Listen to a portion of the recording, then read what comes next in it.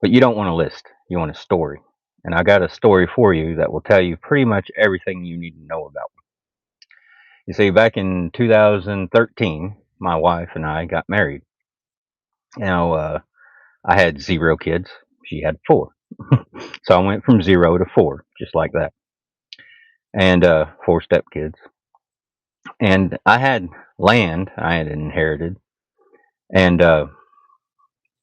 but there was no place to live on it. There's no suitable house. So uh, I decided I'd build a house.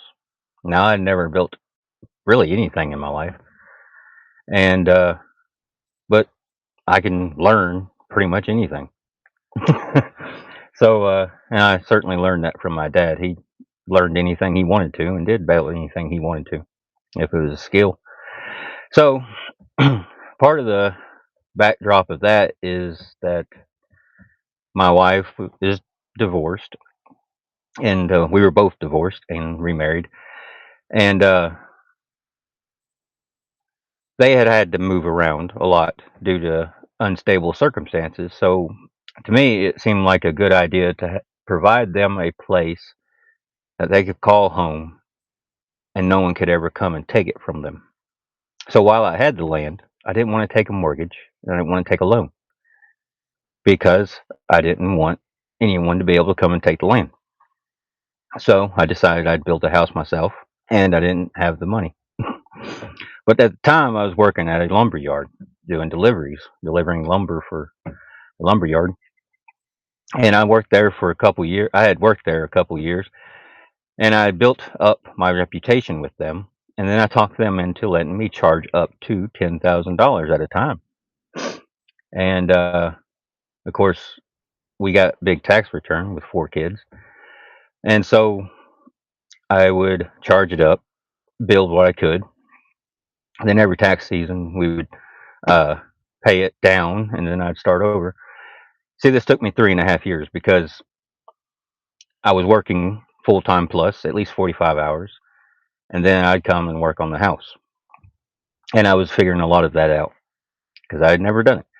And so that's what my life was for a little over 3 years. I would go to work, come build the house until I had needed to sleep, sleep a few hours, and then go back to work. And I took almost no breaks on that. It was just a little over 3 years, and it's a pretty impressive accomplishment, if I may say so. But here's the thing that happened with that is it was my greatest accomplishment and one of my greatest pains. Now, when I was doing that, that was obviously a lot of work, a lot of sacrifice, and I did most of it by myself. Uh, I didn't share with anyone how hard it was. My wife, the kids, I hid it from them because it was mine to do. Right. So, and she had 4 kids that she was having to take care of. And so I built the house, and I did all the electrical and all the plumbing and all the stuff. Did all of it, almost all of it by myself. And it was hard. It took a lot. It was a big sacrifice. But I never told that to anyone. I always hid it from them. The doubts, the struggles, the hardship of it. And I reckon I told myself I would do this because I love my wife. I love the children. Now we're a blended family, and there's a lot of uh, hardship in their life as well from the previous marriage and their dad. So it's hard. It's been hard. It's always been hard. It's the hardest thing I ever did, taking on the family, building the house. But it gave me more purpose than I ever had in my life. And I guess I didn't realize it at the time. I would have told you if you asked me why are you doing this, I would say because I love them and I'm doing it for them. But after we moved in, the truth revealed itself to me. I had actually done it, evidently, to be accepted into the family, to be loved. That was my motivation. That I would have a hero's welcome whenever we moved in, that they would love me.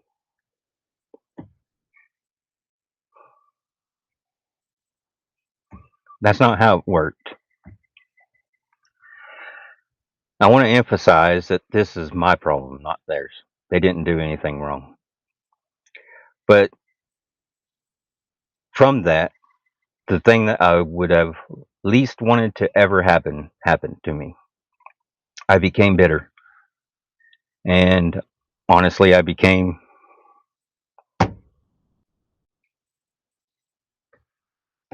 still hits me, I became hateful towards my family. And I didn't know what to do with that. So I isolated myself. I drank a lot. And this is all before Christ. It's all before fitness. I was lost. So I didn't want to bleed on them, so to speak. So I isolated myself and I drank a lot. And it was eating me up. I didn't know what to do with it. But it was at that time that I actually met Jesus, really. I had never read the Bible. And I had started, I sat down and read the Bible for myself. So I met Jesus, the man. And he was the one person who could understand me. You see, Jesus, the story goes, whatever you believe about him, he didn't do anyone wrong ever. He sinned before he never sinned before man nor God. Never did anyone wrong. And what he get for it? He got betrayed. He got beaten. He got crucified. He got murdered. And what did he say? On the instrument of murder from the cross,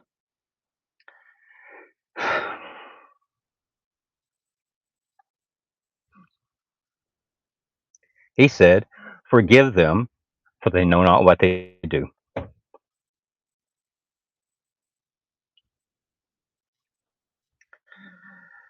And as I was reading the Gospels and following Jesus, Jesus told me the truth of what I had, why I had built the house, why I had done what I had done. He said, and anyone else would have told me this, I'd probably punch him in the face. But he said, if you had done it out of love, their response would not have mattered. There it is. I didn't do it out of love. Love is no strings attached. I did it to be accepted. I did it to be the hero. I did it to be loved. And I did it all in the dark. I didn't share any of that with them. So it wasn't their fault. It was my fault. It was my wrong approach to it. So it's my greatest accomplishment and my greatest pain, because another thing about that dynamic is they were all still pretty young. The oldest was 9. Youngest was a year and a half. They didn't know what I was doing. They didn't know I was building the house and working all the time for 3 years. But they did know that I wasn't around. I wasn't in any of the family pictures. I wasn't there. I wasn't present. Those are very formative years. I wasn't building relationships. So, anyways, and I can't blame them for that. Was it a sacrifice? For sure. Was it the right sacrifice? Maybe. I did provide them a house that no one could ever come and take it.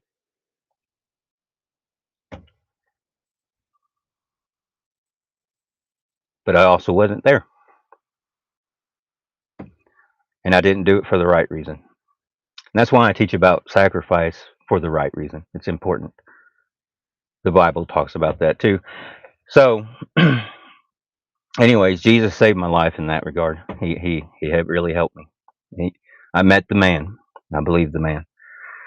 And But the interesting thing about that is I believed in Jesus, but I didn't believe in the resurrection. I didn't even know if God existed, honestly. I found Jesus. He was a man worth following. He stuck to his guns, said what he believed, lived it out, even to death.